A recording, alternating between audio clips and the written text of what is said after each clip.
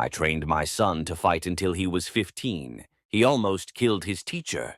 When my wife had our son, we lived in a rough neighborhood. Until he was about 15, I trained him to fight, explaining that it was strictly for self-defense. Then I got a much better job in another state, and we were able to live in a nice house in the suburbs.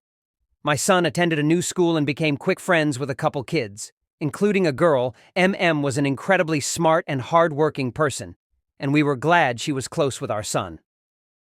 Every morning at the new school when students arrived, a couple teachers would eagerly greet them. A gym teacher, Mr. W, was one of them. My son described him as odd and said rumors had spread that his wife had divorced him due to an addiction to child porn. Days that M came over, she said that they weren't true, and that he wouldn't be able to teach if he really did. My son still believed these rumors.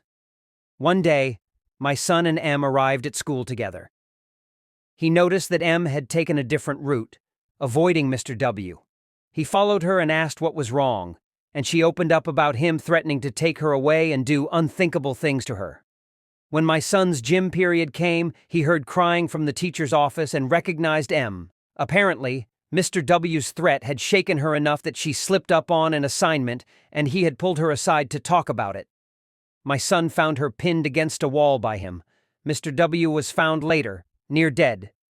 Luckily for my son, the office hadn't had cameras and no one knew what had happened except us, M, and Mr. W, who likely won't remember what happened. Like and subscribe to Immersi for daily stories.